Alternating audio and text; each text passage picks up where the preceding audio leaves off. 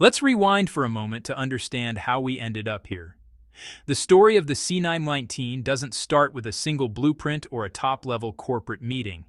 It begins with a national ambition that has been building for decades, a long-term drive for technological independence that has shaped China's industrial strategy since the early 2000s. In 2008, the Commercial Aircraft Corporation of China, better known as COMAC, was officially created with one clear goal: to break the dominance Boeing and Airbus had long held over the commercial aviation market. China's leadership understood something crucial about global power. Whoever commands the skies commands a huge share of global trade, connectivity, and strategic leverage. That same year, the C919 program was launched. Even the name carries symbolism. C stands for China and COMAC. 9 traditionally symbolizes eternity, and 19 reflects its roughly 190-seat capacity. From day one, this aircraft was meant to go head-to-head with the Boeing 737 and Airbus A320, the backbone of short and medium-haul aviation around the world. But building a commercial plane is nothing like producing smartphones or electric cars. Aerospace is governed by some of the toughest safety regulations on Earth. Every component, every system, every line of code must meet extremely strict standards. And here's where things get tricky. For the most part, those standards were written by Western regulators. The development process took far longer than expected. The first C919 was supposed to take to the skies in 2014, but that deadline slipped again and again. Engineers ran into issue after issue. Supply chain problems appeared. Testing revealed flaws that required fixes. Critics in the West pointed to every delay as proof that China couldn't match Western aerospace expertise. But in November 2015, the first C919 finally rolled out of COMAC's assembly line in Shanghai. And in May 2017, it completed its maiden flight. The airplane performed well. Chinese state media celebrated the moment as a milestone on par with major space program achievements. Still, flying a prototype is one thing. Earning certification for commercial service is a completely different battle. This is where the story shifts into the political world of international aviation. A world passengers rarely see, but that determines which aircraft are allowed to fly. Every country has its own aviation regulator. In the United States, it's the FAA. In Europe, it's EASA. These agencies certify aircraft as safe before they're allowed to carry paying passengers. And here's the key detail: their certifications carry massive global influence. When Boeing builds a new aircraft, FAA certification is typically accepted worldwide. The same is true for Airbus with EASA approval. This has effectively created an exclusive club, a certification elite, that has benefited Western manufacturers for decades. China has its own regulator, the CAAC. After years of testing, the CAAC granted the C919 its type certification in September 2022. This was a huge milestone. The aircraft logged over 3,000 hours of test flights, including extreme weather trials, system failures, emergency drills, and more. The first commercial flight with real passengers took off on May 28, 2023, operated by China Eastern Airlines from Shanghai to Beijing. The flight went smoothly. Passengers gave positive feedback. But there was a massive problem COMAC knew it would eventually face. The FAA and EASA showed no urgency in granting their own certifications. Without FAA approval, the C919 cannot fly in or to the United States. Without EASA approval, it's shut out of Europe. And since many countries depend on FAA and EASA decisions, this effectively locked the C919 out of a huge share of the global market. COMAC applied for both certifications. The processes began, but months turned into years. The FAA and EASA insisted they needed time for thorough review, noting that certifying a new aircraft, especially from a new manufacturer, naturally takes longer. All of that is technically true, but the timeline kept stretching. Industry watchers began asking, was this really about safety or about protecting Boeing and Airbus from a new competitor? Meanwhile, United States-China relations deteriorated through the late 2010s and early 2020s. Trade wars erupted. Technology bans were imposed. Huawei was blocked from Western markets. Washington openly promoted decoupling in key technology sectors. Against that backdrop, the idea that the FAA would fast-track a Chinese rival to Boeing, especially while Boeing was still dealing with the 737 MAX crisis, seemed unlikely. By late 2024, the message became clear. Western certification wasn't coming anytime soon. So China made a strategic pivot that is now reshaping the aviation landscape. If you can't enter the existing club, build your own.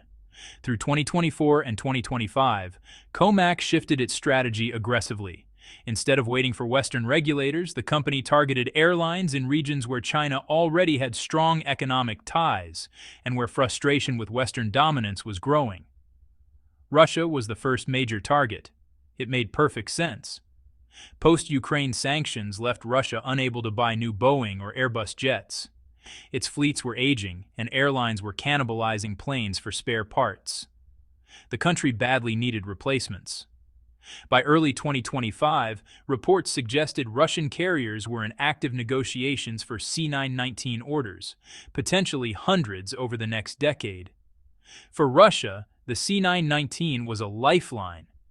For China, it was proof that a market existed outside Western influence.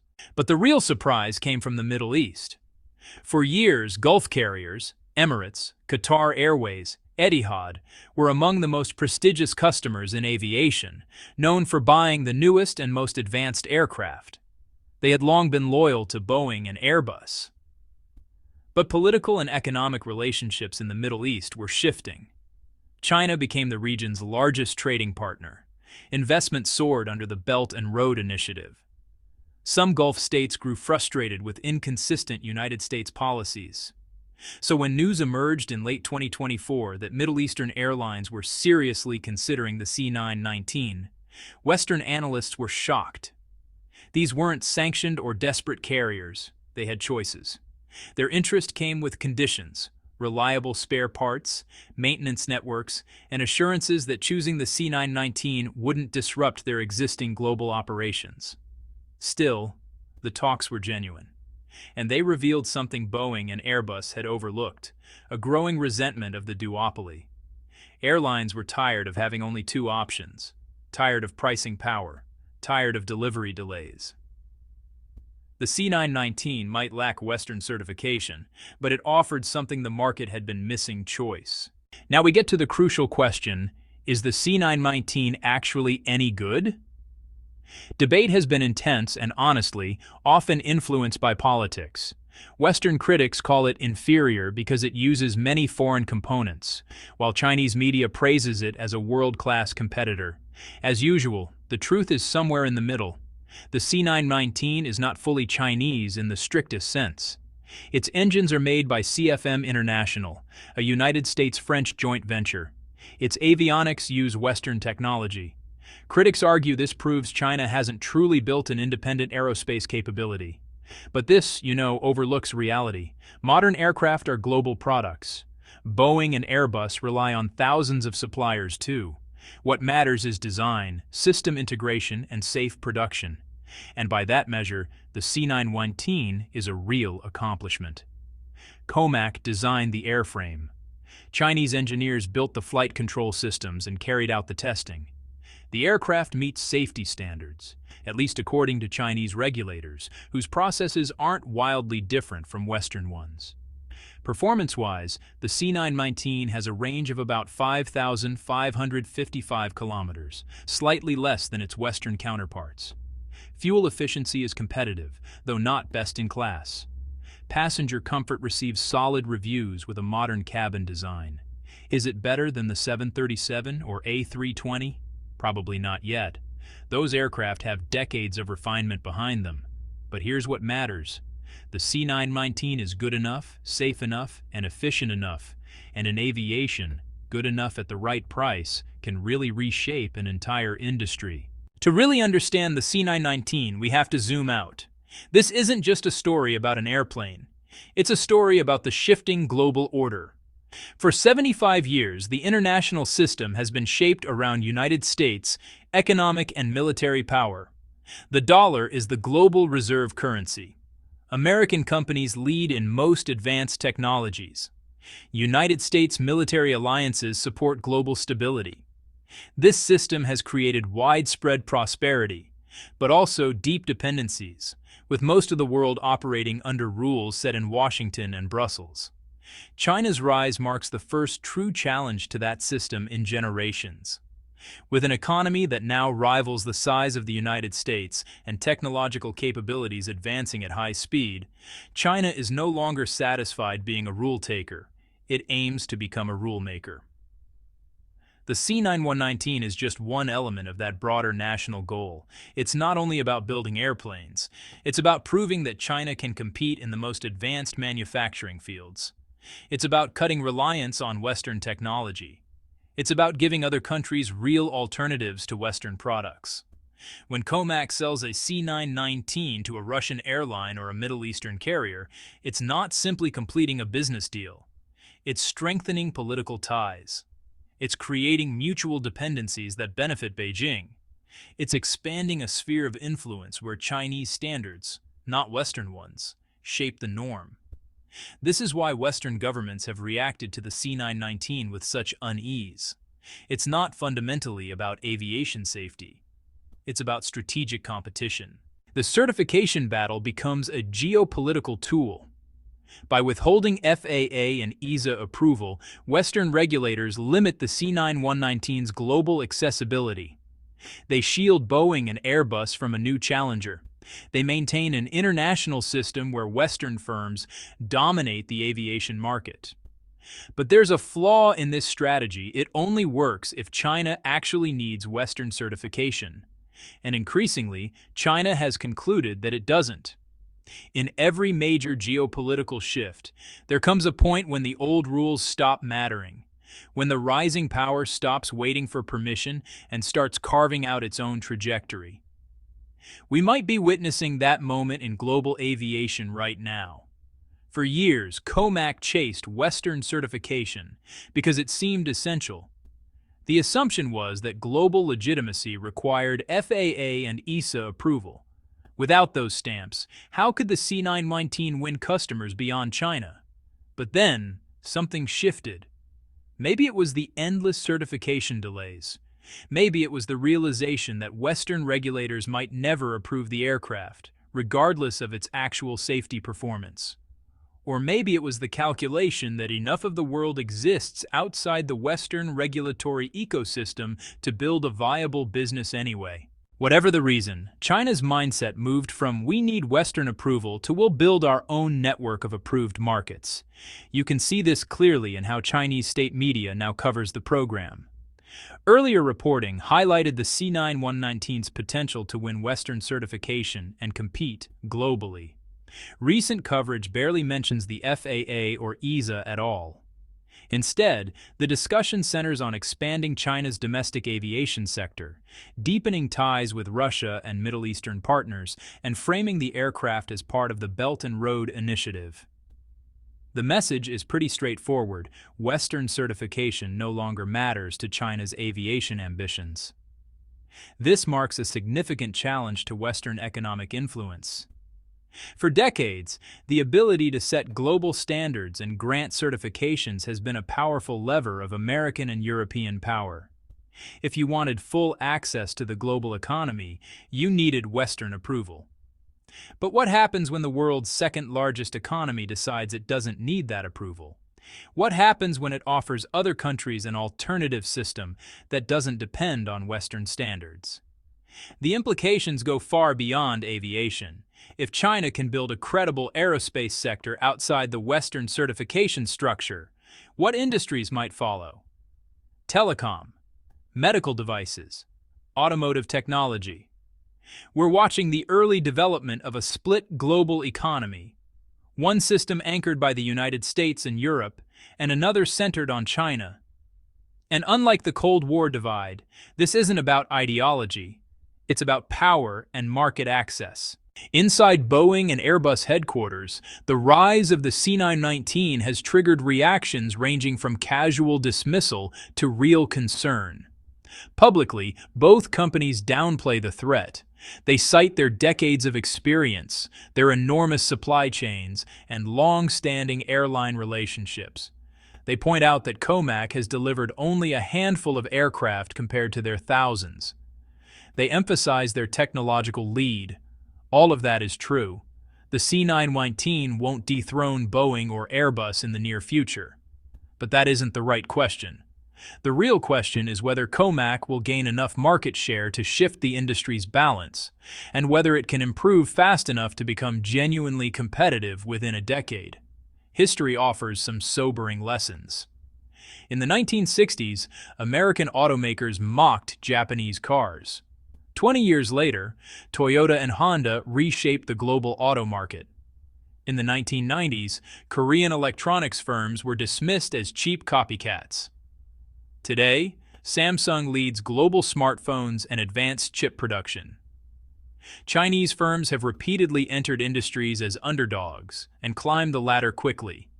Consumer electronics, solar technology, EV batteries, and many more. There's little reason to assume aviation will be different, especially given the massive government support flowing into the aerospace sector. Boeing is particularly vulnerable. Its reputation was deeply damaged by the 737 MAX crisis, where design and regulatory failures led to 2 fatal crashes and long-term grounding. Trust eroded, losses piled up. At the same time, Boeing's relationship with China, once one of its biggest markets, has deteriorated in step with broader United States-China tensions.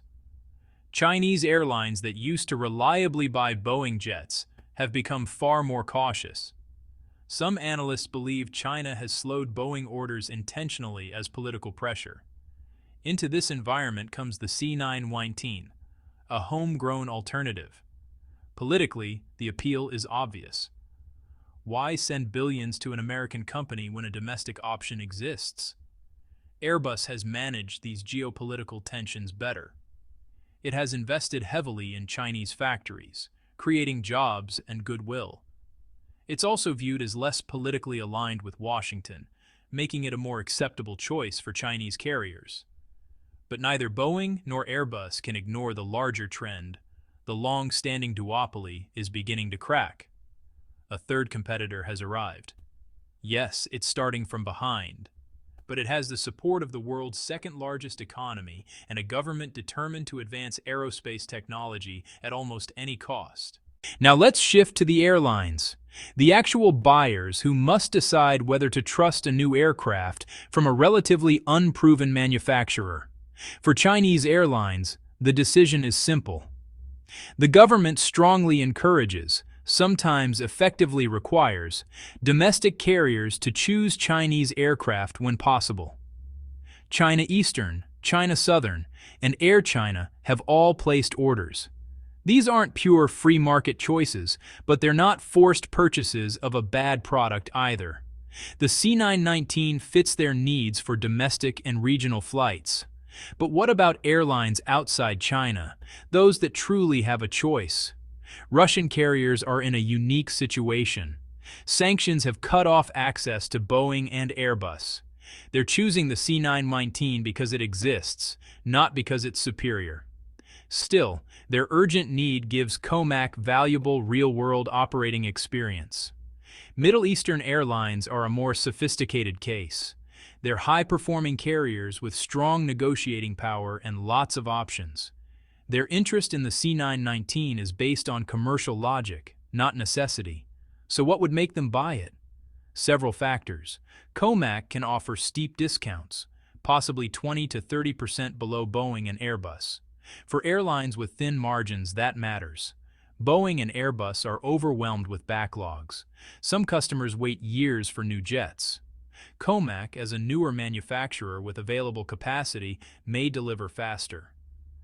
As Middle Eastern nations deepen economic partnerships with China, buying Chinese aircraft becomes a symbolic gesture of alignment. Not the main factor, but not irrelevant. But they also have Major concerns. Will spare parts be available a decade from now? Can COMAC support global maintenance? What happens if technical issues arise? Does the company have the expertise to troubleshoot quickly?